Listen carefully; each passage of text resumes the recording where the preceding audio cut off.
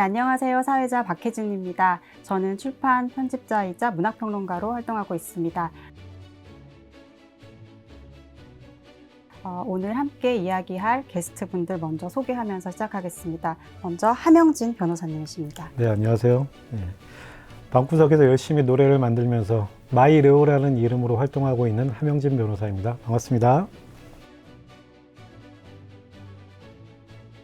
네, 그리고 양지우 피아니스트 함께 해주셨습니다. 네, 안녕하세요. 피아니스트로 활동하는 양지우입니다.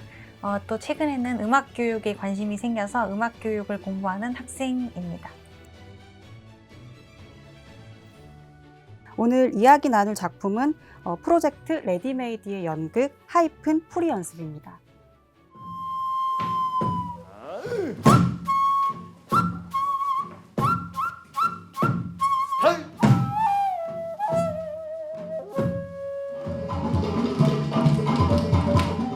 일상의 웃음입니다. 많이 마시고 즐겁게. 돈 봐라 돈 봐라 잘난 사람도 못난 돈. 그런데 저 통은 계속 나를 쫓아오고 있고 풀풀풀 불어라 풀풀풀 불어도 풀풀풀 불어도. 어떻게 보셨는지 일단 너무 궁금한데요. 어떤 하나의 장르로 이렇게 딱 고정하기는 힘들지만 또 다 보고 나면 모든 것을 다 포함하고 있는 것 같다는 생각도 들었고, 또 참여하고 있는 것 같지는 않은데 어느새 참여하고 있는 것 같다는 생각들도 들었는데, 두 분은 어떻게 보셨나요? 네, 저는 또 시각장애를 가지고 있어서 그런 베리어프리적인 부분들, 또 접근성적인 부분들에 되게 초점을 많이 맞춰서 봤던 것 같아요. 위스퍼링 음성 해설도 있고, 수화 통역도 있고, 자막도 있고, 또 릴렉시드 퍼포먼스라고 해서 자유롭게 입퇴장도 가능하고 자리 기동도 가능하다고 해서 굉장히 놀랐고, 또 원활한 공연 관람을 위해서 뭐 담요나 뭐 노이즈 캔슬링 헤드셋 아니면은 그 이어 플러그 같이 모든 것들이 준비되어 있는 게 되게 신기했어요. 근데 저도 이렇게 상황을 설명해 주시는 그 이야기들을 같이 들었었는데, 약간 이질적으로 들리다가 시간이 지나면서 그 소리마저도 공연과 하나가 되는 것 같은 생각이 들었었어요. 변호사님은 어떠셨어요? 의자부터가 좀 독특하잖아요. 예, 캠핑 의자랑 이렇게 좀 좌식 의자도 있고 양쪽 의자 배치부터 좀 편안한 느낌이 들었고, 이게 과연 연극이냐 뮤지컬이냐 뭐 판소리 여러 가지 다양한 형태가 있는 것도 좀 굉장히 신선했고요. 모든 공연에서 왜 이제 앞에 보면 뭐 휴대폰을 꺼달라 이렇게 안내 말씀을 하시는데, 전자기기는 사용하셔도 좋습니다. 이렇게 안내를 하셔가지고 거기서부터 조금 색달랐던 그런 부분도 있고요. 형식이나 내용 면에서 굉장히 신선하고 독특했고 재밌었던 작품이었던 것 같습니다. 그러니까 이 공연은, 하이픈 풀이 연습은 공연이라는 개념에 대한 전통적인 생각들을 시작부터 뒤집는 그런 작품이 아닌가라는 생각이 들어요. 일단 양지우님께서 이야기해 주셨던 것처럼 이 작품은 베리어 프리 공연입니다.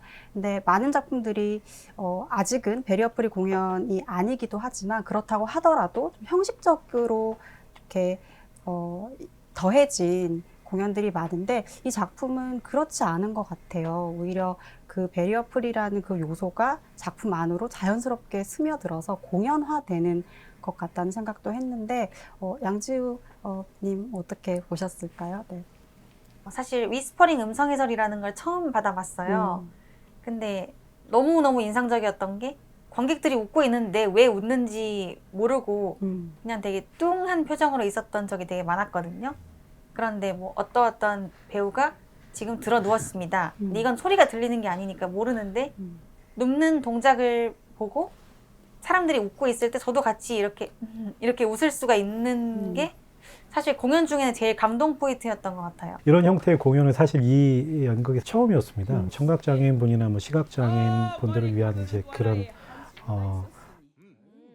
그 설명, 해설들이 그게 뭔가 이분들을 위해서 뭔가 별도로 이렇게 뭐 해설이나 안내를 하신다는 느낌보다, 그게 하나의 이제 극과 좀 어울려서 이 연극에 좀 어느 정도 주제랑도 좀 맞닿아 있는 뭔가 고정관념, 뭐 장르에 대한 고정관념, 관객, 관람 형태에 대한 고정관념을 이렇게 좀 자연스럽게 이게 좀 뭐 해소시키는 그런 느낌도 있었고, 그리고 이게 그 수화를 하시는 분들도 이게 단순히 옆에서 이제 우리가 텔레비를 보게 되면은 이렇게 자막 한쪽에 수화를 이렇게 말씀하시는 분이 계시잖아요. 이제 그게 단순히 안내를 하는 형태가 아니고 실제 이제 연극 배우님들 분들 중에 한 분처럼 그렇게 자연스럽게 녹아 들어간 느낌이 전체적으로 굉장히 좀 신선했던 것 같습니다. 잠에서 겨우 깨어나 두 번 다시 찾지 못할 나무 아래에서 눈을 뜬다. 길을 사실 저는 이제 처음에는 이렇게 보면 의자도 여러 가지가 있지 않았습니까? 처음에 들어가면 이제 3번 이동할 수 있다. 근데 3번 이동을 어떻게 한다는 거지? 이런 생각도 있었고. 근데 저는 그 공연 볼 때 그렇게 적극적으로 참여하지 않아요. 일어나라고 하면 왜 굳이 끝까지 앉아있는 그런 사람인데, 근데 안 일어날 수 없게 그러니까 계속 방향도 바뀌고, 의자들도 바뀌고, 이제 이런 것들이 약간 마음을 좀 열게 하는 좀 장치 같다는 생각도 들었었거든요. 많은 분들이 이동하시니까 저도 이렇게 한 번은 자연스럽게 일어났었는데 중반 이후부터는 오히려 좀 더 일어나서 편안하게 보면서 뭐 박수도 치고 그 음악 소리에 맞춰가지고 그 리듬에 따라서 몸도 좀 움직이고 스트레칭 겸 율동 겸 같이 이렇게 재밌게 해서 좀 재밌게 좀 신선하게 봤던 그런 작품이었습니다. 저는 반대로 이동을 안 해도 된다는 생각을 했어요. 굳이 정면으로 아티스트들을 바라봐야 되나? 그냥 등 뒤에서 봐도 괜찮지 않을까? 이런 생각을 했지만 그건 속으로만 생각하고 이제 시키는 대로 다 했습니다. 저는 말을 잘 듣는 사람이라서. 이런 생각도 했던 것 같아요. 저는 보통 공연장 가면 일단 좋은 자리에 앉고 싶잖아요. 네. 그래서 일단 처음엔 제일 앞자리에 앉았는데 그래서 좋았어요. 근데 시간이 지나서 자리를 한번 이동하니까 제가 제일 뒷자리가 되더라고요. 근데 이 이동들을 하다 보니까 어느 순간에는 그냥 자리에 대한 생각 자체가 별로 없어지고 나중에는 그냥 서서 봤거든요. 그래서 앉든 서든 뭐 앞자리든 뒷자리든 그런 그러니까 공연장에 대한 생각, 좀 고정된 생각들에도 조금 이제 다른 생각을 갖게 하는 그런 시간이었던 것 같아요. 저는 이제 거의 조금 시작하기 좀 직전에 들어가서 이제 자리가 많지는 않았는데요. 저 무대 제일 오른쪽에 텐트 의자 같은 게 멀리서 보이더라고요. 그래서 거기에 앉았는데 텐트 의자가 사실 편한 듯 하면서 좀 불편하거든요. 몸이 이렇게 좀 깊숙하게 파이다 보니까. 근데 이제 그 전체적인 이제 그 공연장의 분위기랑 조명이랑 좀 열린 그 무대 공간의 느낌이 이 텐트 의자가 주는 그 느낌하고 좀 잘 어울리는 것 같아서 처음에 이제 푹 이제 좀 몸을 좀 깊이 의자에 이렇게 깊숙이 있다가 말씀드렸던 것처럼 이제 중간에 의자를 바꿔야 되는 상황에서 일어나서 또 저도 중반 이후부터는 사회자님처럼 좀 계속 서서 봤던 것 같아요. 저희가 이렇게 보통 문학 비평하거나 뭐 이럴 때도 논리를 더 이렇게 바꾸는 것, 그러니까 논리를 보완하거나 이런 거는 쉽지만 의외로 이렇게 자세와 태도를 바꾸는 건 굉장히 어렵다고들 이야기를 많이 하거든요. 근데 저 공연 보면서 의자가 바뀌는 건데 약간 공연 보는 자세와 태도가 좀 바뀐다는 생각했던 것 같아요. 우리 양지우 선생님은 어떠셨어요? 일단 어떤 의자가 있는지는 다 만져보긴 했는데 저는 좌식 의자 개인적으로 불편해서 캠핑 의자 앉았는데 그 변호사님 아까 말씀하셨던 것처럼 몸이 푹 들어가는 그 느낌이 전 너무 좋아가지고 일부러 그런 의자 골라 앉는 편이거든요.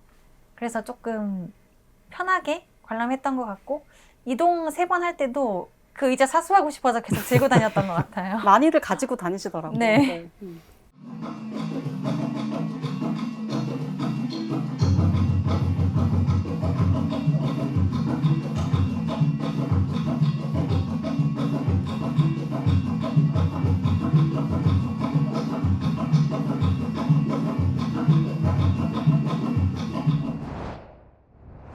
그래서 영상도 굉장히 독특하다는 생각이 들었습니다.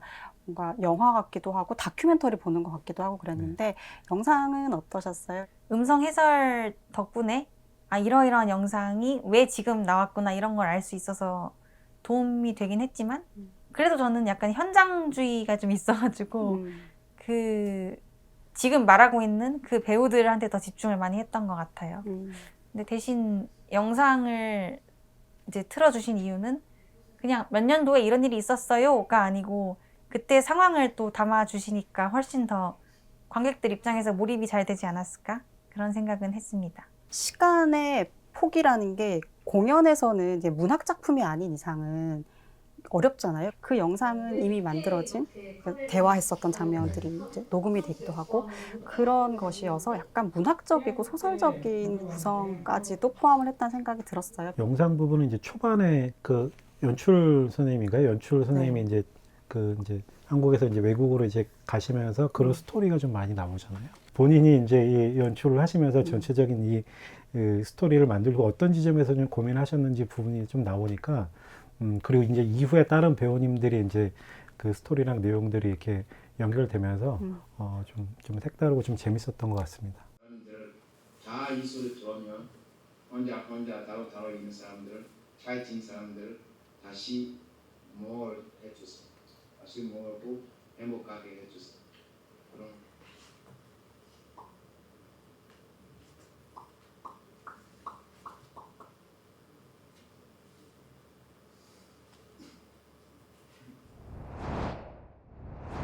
사실 가장 본격적인 얘기 혹은 주제라고 하면은 아무래도 이제 소리, 창이 아닐까라는 생각이 듭니다.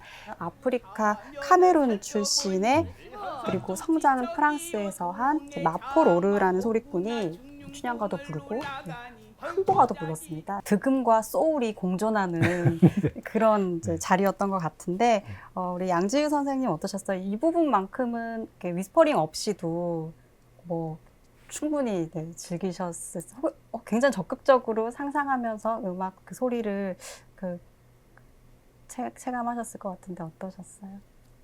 일단 제 지인 중에도 판소리를 전공하신 분이 계셔서 이러이러한 공연을 보고 왔다 얘기했더니 마포로르를 영접하다니 막 이렇게 온 거예요, 카톡이. 그래서 와, 이분이 굉장히 유명하신 분이시구나라는 생각을 먼저 했고 처음에는 무작정 대단하다고 생각했어요. 왜냐면은 사실 판소리에 나오는 언어가 한국어인 것도 맞지만 또 고어기 때문에 사실 저희 보고 읽으라 그래도 저도 잘 못 읽거든요. 어떻게 이걸 다 외워서 노래를 부르실까라는 생각을 했는데 나도 지금 남의 나라 음악 전공했었네 이런 생각이 드는 거예요.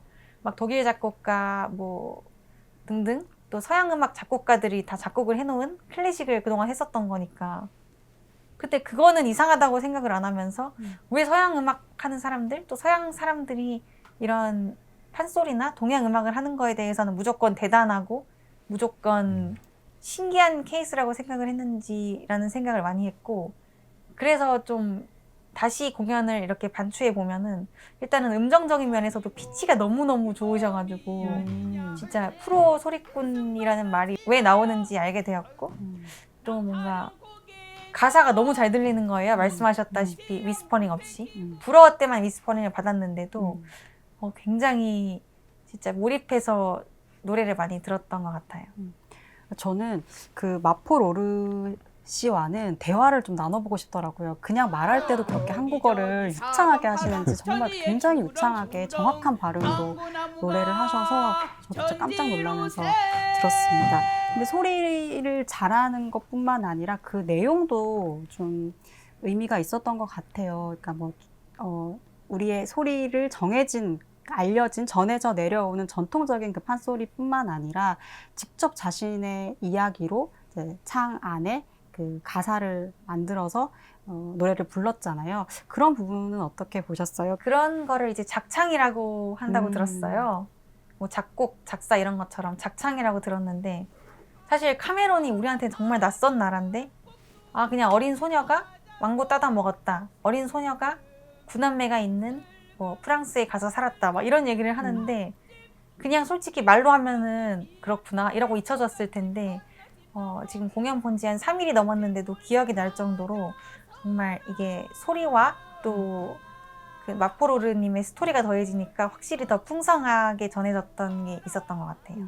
이 주인공 카메론 이분께서 하시는 거는 어찌됐건 이 형식 자체는 그 판소리 느낌은 나지만 실제 담겨 있는 것들은 아까 말씀하신 이제 본인이 경험한 이제 그런 어린 시절 스토리가 있는 거잖아요.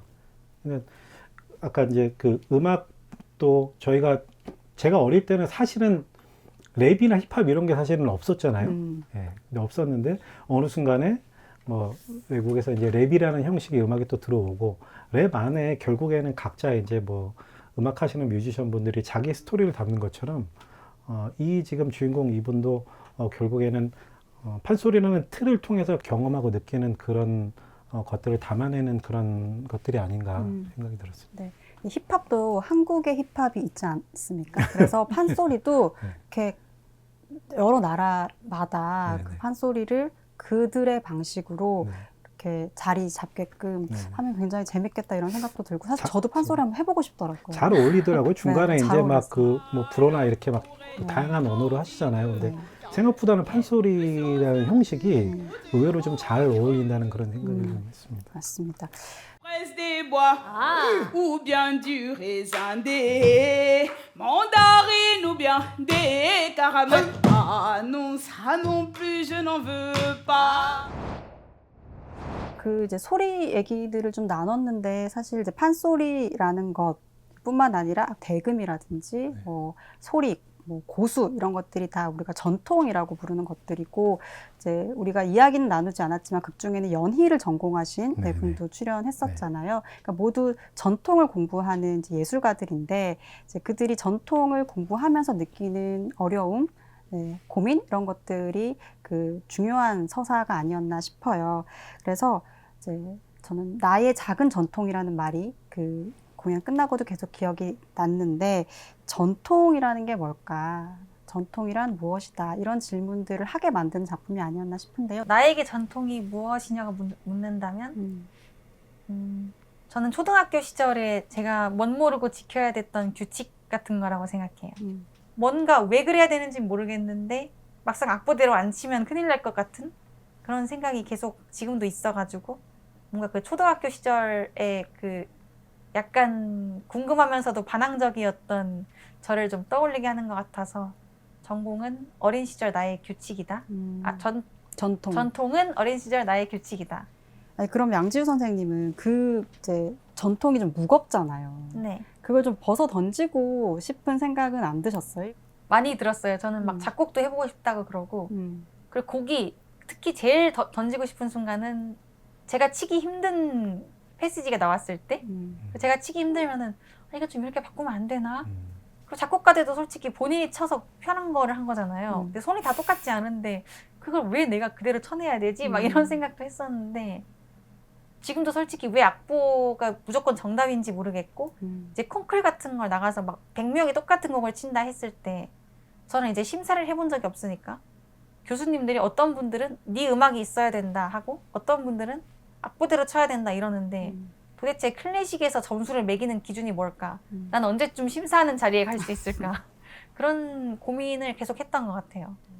전통은 사실 어릴 때 배우기로는 인습과 비교를 많이 했던 것 같아요. 그런 고민들이 또 한편으로는 예를 들어서 이제 거기 이제 대금 부시는 이제 배우님이 그 이생강 선생님이니까 이생강 선생님 류의 이제 그 작품을 계속 수천 번을 연습을 하시고 연습을 자기가 대금을 불지 않은 날이 연속으로 불지 않는 날이 3일이 안 될 정도로 네. 하여튼 계속 연습을 이렇게 끊임없이 하고 계신데 그래도 그런 기본적인 틀이나 형식은 지켜가면서 또 이후에 또 다른 장르라든지 다른 느낌의 어떤 그런 또 연주도 할 수 있는 거기 때문에 그 극 중에 이제 그 뭐 고소님도 그렇고 대금 하시는 분들도 그렇고 연일 하시는 분들 그런 갈등이나 고민들이 저는 뭐 당연히 그 필수적으로 하시는 고민이라고 생각하고요. 그건 이제 배우님들뿐만이 아니고 저를 비롯해서 이제 뭐 살아가는 모든 사람들이 다 그런 고민과 갈등, 네, 그런 것들을 하는 게 아닌가 하는 생각이 들었습니다. 네. 저도 책 만들 때 그 책 만들어야 되는 그 원칙 같은 것들이 있습니다. 언제 어떻게 시작해야 되고 어떻게 끝나야 되고 뭐 판권이 있는 면은 또 어디에 위치를 해야 되고 이런 그 불문율 같은 것도 있고 문율도 있는데요. 막 벗어나고 싶은데 또 이게 쉽진 않아요. 그래서 그런 고민들 많이 하는데 꼭 뭐 그런 그 직업적 부분이 아니더라도 두 분 일상에서 이런 비슷한 고민들을 많이 하실 것 같은데 우리 양지우 선생님 어떠세요? 저는 정말 매일매일 1분 1초 고민하는 것 같아요. 저는 이제 예술인으로 살면서 되게 다른 사람들로부터 그런 시선을 많이 받았던 것 같아요. 너는 너가 좋아하는 일 하잖아. 그러고 그 마포로르한테 이제 그 강보름 출연자분이 물어보시는 장면이 있어요. 어떤 책의 한 부분을 읽어주시면서 예술하는 사람들은 뭔가 돈의 가치를 두지 않는다. 뭔가 수익이 보장되지 않아도 그 예술 활동을 할 수 있다는 것만도 좋아한다. 그래서 만족하는 편이다 했더니 마포로르 선생님이 저는 그렇게 생각하지 않아요. 예술가들도 돈 필요하죠. 얼씨구. 얼씨구나 절씨구. 바로 그러셨던 기억이 있는데 그 좋아하는 걸 하는 사람들 일하는 거 하나만으로 뭔가 되게 다른 일반 직업군이랑 되게 다르게 평가를 하시는 것 같고 일에 대해서 고민하고 길에 대해서 고민을 한다고 하면은 그런 재능이 있는데 왜 고민하냐 이런 말부터 나왔던 것 같아서 좀 감정이입도 많이 됐고 또 요즘에는 사실 피아노만 치고 있는 게 아니고 굉장히 다양한 일을 하고 있거든요. 어차피 한 번 사는 인생 다양한 경험 지금 쌓아놓는 게 좋겠다라는 생각이 들어서 그 불안함과 고민은 여전히 있지만 일단은 요즘에는 좀 저질러보고 도전해보는 삶을 살고 있는 것 같습니다. 11년 반 동안 쉬지 않고 달리느라 많이 지쳤습니다. 매일 입버릇처럼 말하던 쉬고 싶어, 행복하고 싶어 이때가 지금 온 걸까요? 전 이제 준비를 하러 갑니다. 평소에 못했던 공부도 하고 책도 읽고 사람들과의 연락도 잠시 쉬어보고 운동도 하고 여행도 갈 거예요. 이어서 얘기를 좀 더 해볼 텐데요. 이제는 그 작품을 봤던 저희들에 대한 얘기를 좀 나눠보면 좋을 것 같아요. 작품이 이제 다큐적이고 자전적인 성격이 강하기 때문에 이제 작품 안에서 그 인물들이 하는 고민의 이야기나 풀어내는 소리들이 곧바로 자신의 삶, 우리의 삶에도 대입이 됐다는 생각이 들었는데요. 일단 이제 가장 중요한 고민은 이제 이런 거인 것 같아요. 뭔가를 하면서 배우면서 나만의 방식으로 해보고 싶다고 할 때 이제 장애물이 있잖아요. 그게 그거 원래 그래. 그러니까 전통적인 것에 대한 하나의 표현일 수도 있겠고, 네, 그 원래 그렇다라는 것에 가로막혀서 뭔가 해보려고 하다가 못하게 되고 이런 경우들이 많을 것 같은데 그 부분에 대해서는 좀 어떻게 생각을 하시나요? 대금하시는 분도 수없이 많은 연습을 하셨는데 내가 고정적인 이런 틀에 맞춰가지고 이렇게 계속을 해야 되나? 그러면서 그분은 아예 이제 극 중에서 음악을 관두고 이제 뭐 다른 교육 쪽으로라든지 시간을 음악과 무관한 이제 삶을 사시는 걸로 또 나오시는 부분들이 비단 이제 음악을 하시는 이제 분들 뭐 연극에 나오셨던 그런 분들뿐만이 아니고 저나 이제 다른 일반인 분들도 그런 고민과 갈등은 계속 있으신 것 같아요. 당장 저 같아도 제가 하는 일에 대해서 어찌됐건 성취감이나 만족감은 있지만 결국에 이제 변호사가 하는 일도 물리적인 싸움이 아닐 뿐이지 결국에는 싸움이기 때문에 결국에는 항상 상대가 있고 저 상대편을 이겨야지만 내가 더 나아가서는 내 의뢰인이 만족을 하고 의뢰인한테 도움이 되는 거기 때문에 그런 어떤 싸움의 메커니즘에 대해서 저는 항상 좀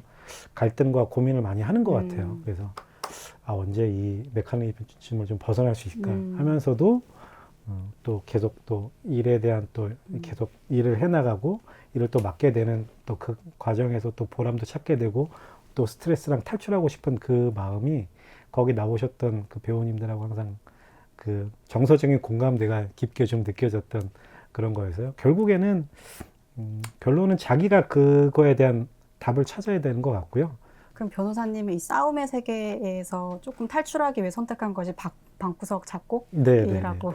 그 변호사에게는 아무래도 좀 이성과 논리가 좀 우선이잖아요. 네. 그래서 거기에 오는 스트레스랑 갈등을 좀 음악이라는 좀 감정적인 그런 작업으로 하다 보니까 좀 이렇게 균형이 맞으면서 오히려 조금 더 일에서 다시 이제 좀 돌아올 수 있는 에너지도 생기는 측면이 있어서 상호 봉화적으로 아주 좀 저한테는 뭐 비록 방구석 작곡까지만 잘 선택한 이제 곧 광장의 작곡가가 이제 되시기를. 좀 저 광안리 해수욕장에서 버스킹을 하려고 지금 꿈꾸고 있습니다. 그렇습니다. 꼭 기대할게요. 네, 우리 양지은 선생님 어떠세요? 원래 그렇다라는 그런 벽을 좀 마주할 때가 있지 않으신가 싶은데. 차라리 원래 그렇다고 생각했으면 좋았겠다라고 어렸을 때 느꼈던 게 시험 같은 걸 보면은 한 개 틀리면 몇 점, 두 개 틀리면 몇 점 이런 게 있잖아요. 근데 이제 콩쿠르를 나갔을 때 어떤 점수를 제가 받고 피드백을 받은 그런 종이를 들고 오면은 왜 이 점수가 나왔는지 모르는 거예요. 음. 진짜 아까 변호사님 말씀하신 대로 정답은 우리가 찾는 거라고 했잖아요. 근데 그렇게 생각하면 진짜 저 입시할 때 되게 인생에 정답이 없다는 말을 많이 붙잡고 입시를 했었던 것 같아요. 왜냐면은 합격은 무조건 좋은 거, 불합격은 안 좋은 거, 재수하면 안 된다 막 이런 생각을 하다가 그래 왜 합격이 왜 나한테 정답이어야 되지라는 생각을 하면서 조금은 마음이 가벼워졌던 기억이 있어가지고 네 그래서 뭔가 원래 뭐 무조건 이게 맞아 이런 말들은 진짜 특히 예술하는 사람으로서는 좀 지양해야겠구나라는 생각을 많이 했어요. 예술 같은 경우에는 그 일상과 이렇게 유지를 하기가 조화롭기가 좀 힘든 것 같아요. 네. 그래서 사실 일과 삶의 균형이라는 게 잘 이루어지지가 않고 그럴 때 흔히 이제 희생되는 게 삶이 되기가 십상이잖아요. 저는 이제 그러다가 뭐 정말 중요한 것들을 잃어버린 적도 있고, 그러니까 그때 지혜롭지 못해서 이렇게 막 자신을 희생할 때 이게 나만 희생하는 줄 알지 내가 맺고 있는 관계들까지 희생되는 줄은 몰랐던 것 같아요. 그래서 그냥 일을 우선으로 하다 보니까 그러면 나중에 지나고 나면 회복할 수 없는 것들을 이제 잃어버리는 경우들도 있고 그래서 이런 경우들이 많은데 혹시 두 분은 이제 일과 삶을 병행할 때 어느 하나를 좀 희생시켰던 경험이나 그러면서 좀 생각하신 바들은 없으신지 궁금합니다. 근데 지금 가만히 생각을 해보니까 제가 정식적으로 일을 해본 게 얼마 안 돼서 그런지 모르겠지만 피아노를 1이라고 생각을 안 해봤던 것 같아요. 그리고 아마 그 예술가 분들도 내가 일하는 중이지가 아니고 그냥 그 예술 활동이 삶이라고 생각을 하셨을 것 같은데 그렇게 생각하는 예술가들이 많다 보니까 이게 수입 지급도 좀 안 되고 뭔가 정식적인 직업군, 일반적인 직업군으로 분리가 안 됐던 것 같기도 해요. 어떻게 생각해보면. 그래서 이제 가장 좀 보편적이고 가장 합당한 예술 경영 형태는 뭘까라는 생각을 저는 아직도 하고 있어요. 왜냐면은 할 줄 아는 게 이거니까 이게 일이 되면 좋겠다는 생각 저도 하거든요. 근데 전공이 일이 안 되는 상황에서 그 다른 일을 하는 거에 대해서 예술인들 모여서 타협이라고 얘기를 했었거든요. 근데 이게 과연 타협이 돼야 되는 것인가? 우리가 생각하는 직업 활동이 뭔가라는 질문을 요즘 하고 있는 중이에요. 네. 우리가 생각하는 직업 활동이 뭔가 그 고민이 극 내내 특히 이제 뒤로 가면 갈수록 점점 더 이제 강조가 되는 부분이었던 것 같아요. 그러니까 지속 가능해야 되는데 내가 좋아하는 것들을 하면서 지속 가능한 삶도 가능해야 되는데 이제 그게 굉장히 불안하기 때문에 좋아서 하는 것들이지만 어느새 끌려가면서 하고 있고 이제 무엇이 우선인지 모르게 되는 상황 속에서 정체성의 위기 같은 것들도 겪게 되는 것 아닌가 싶어요. 그러니까 책 만드는 것도 사실 책을 좋아해서 편집자가 되거든요. 근데 편집자가 되고 나면은 독자일 때 취미로 책을 읽을 때처럼 즐겁게 독서를 못해요. 이게 일이기 때문에. 그리고 이제 시간이 지나면 점점 좋아하는 게 없어지는 거예요. 그러면 이제 위기가 오는 거죠. 왜냐하면 좋아서 선택한 일이었는데 좋아지는 게 없으니까 그럼 이 일을 그만해야 되는 건가? 이런 생각들이 많이 드는데 그럴 때 저의 최근의 이제 결론은 애초에 좋다는 감각은 그렇게 중요하지 않다. 이런 생각을 좀 해요. 그러니까 좋다는 게 사실은 뭔가를 나를 속일 가능성도 있고 좋다는 건 계속 변하기 때문에 사실 중요한 거는 이제 해야 되는 것들 내가 해야 한다고 생각하는 걸 하고 그러다 보면 좋아지는 게 생기고 그러니까 생각보다 좋다는 게 굉장히 선언적으로 이렇게 있는 게 아니라 이렇게 빌드업 되는 개념일 수도 있지 않나. 그래서 좋아하는 것이 없어지거나 줄어들었다고 해서 너무 자신의 진정성을 의심하거나 이제 고민하지 않아도 좋겠다. 이런 자기 합리화를 저는 요즘 하고 있습니다. 아니, 사회자님 말씀이 되게 네. 마음에 와닿는 멋있는 네. 말씀이신데요. 네, 그래요? 전통아, 장구야, 네 안에 나 있다고 왜 말을 못하니? 왜 날 좋아한다고 떳떳하게 말하지 못하냐고. 나 혼자만의 착각이야? 내가 오해한 거야? 아니잖아. 우리 지금까지 작품에 대한 이야기들을 좀 나눠봤는데 저희가 읽는 극장이잖아요. 그래서 작품과 관련해서 좀 소개하고 싶은 책들을 먼저 이제 좀 준비해달라고 말씀드렸습니다. 어떤 책들 가지고 오셨는지 변호사님 먼저 소개를 해주실까요? 네, 저는 법정 스님의 스스로 행복하라라는 책하고요. 그다음에 이제 사랑하라 한 번도 상처받지 않은 것처럼. 네, 그래서 좀 그걸 보고 좀 주제랑 좀 관련이 있는 것 같아서 결국에는 여러 가지 이제 변화의 흐름 속에서 결국엔 자기 자신을 믿고 뭐 순간에 충실하고 네, 이런 좀 느낌이 떠올라서 예, 두 권을 가지고 왔습니다. 네, 그럼 작품과 조금 더 직접 관련이 된 책을 먼저 한 권 낭독을 해주시면 좋겠습니다. 네.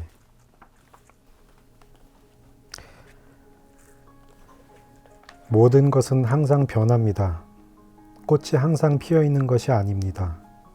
저 꽃들도 며칠 지나면 다 지고 맙니다. 안팎으로 내면과 외부에서 상황은 늘 변하면서 고정되어 있지 않습니다. 그래서 재행무상이다. 모든 것은 덧없다고 한 것입니다. 이 세상에서 영원한 것은 아무것도 없습니다.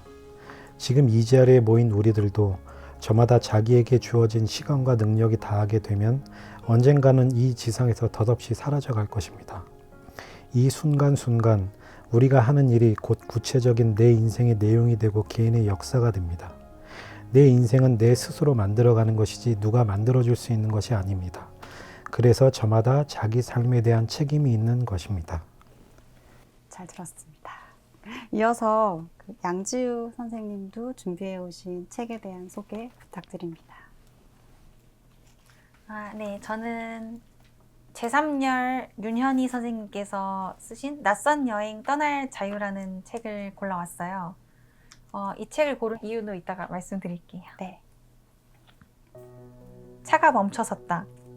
기사가 차에서 내렸다. 휠체어를 한번 보더니 뒷좌석 문을 열었다.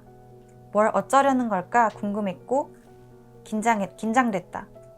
기사가 승객이 올라타는 차 옆면에서 경사로를 잡아 뺐다.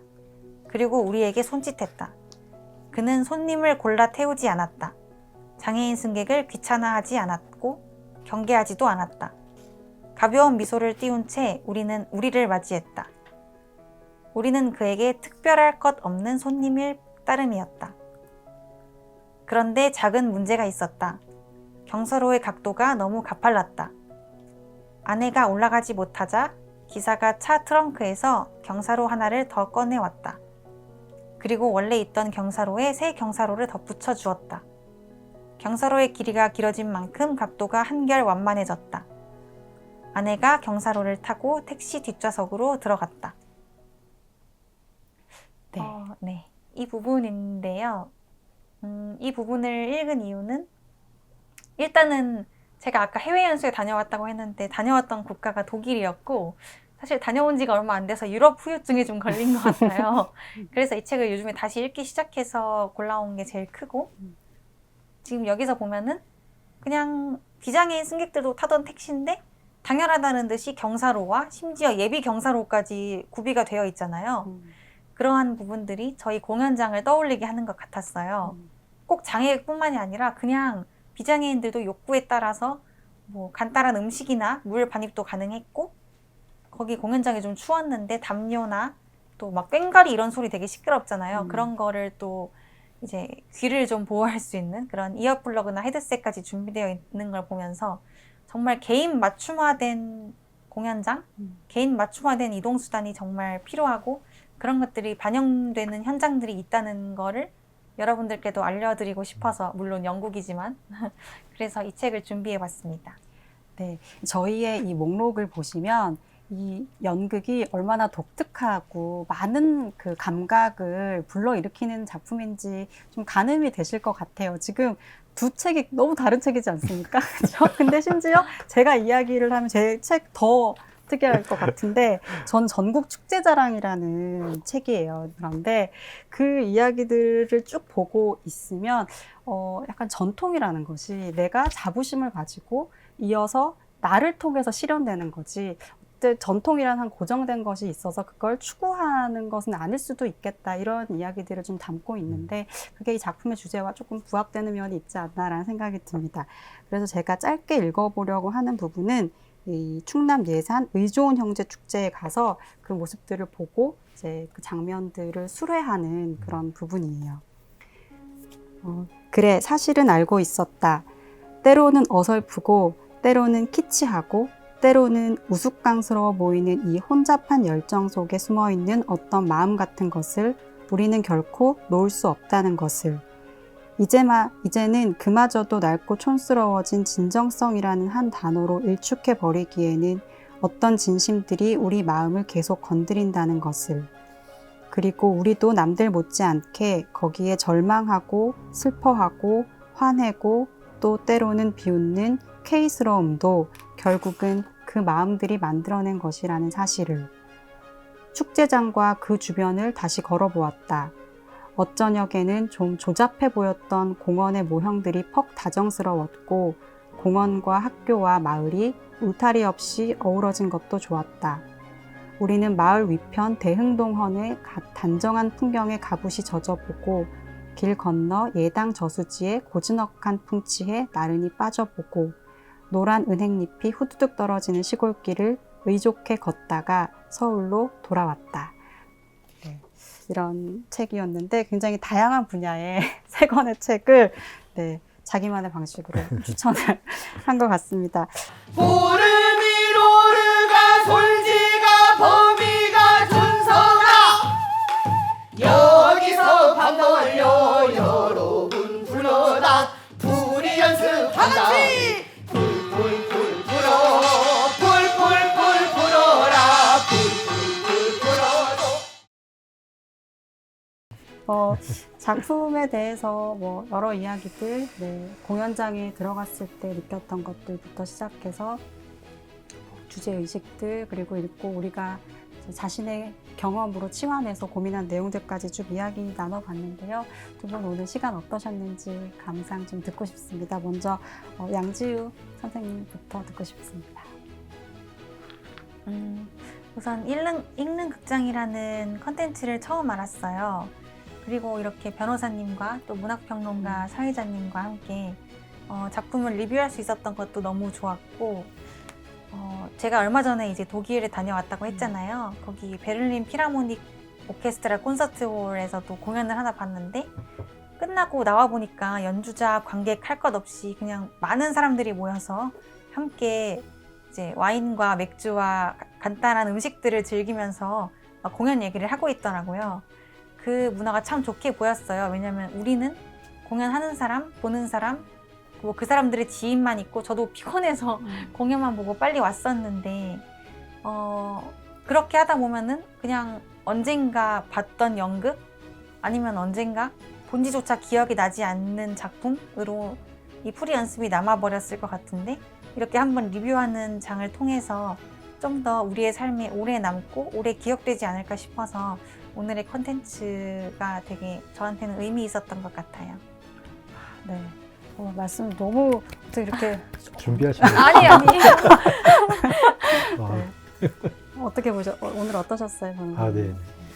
이 작품이 굉장히 좀 재미있고 신선한 부분도 있었지만 오늘 이런 자리를 통해서 내가 관람했던 그에 대해서 다시 한번 생각을 하고 또 사회자님이랑 또 우리 짤스님과 같이 이렇게 말씀을 나누시면서 좀 이렇게 공감되는 부분도 있고 좀 다른 생각을 하는 부분들도 있어서 저한테 굉장히 좀 재밌고 유익하고 좋은 시간이었습니다.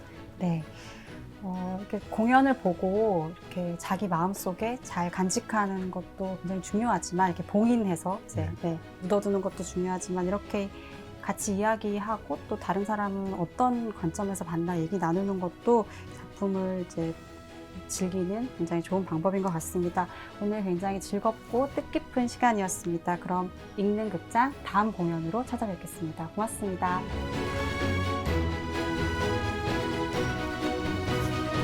고맙습니다.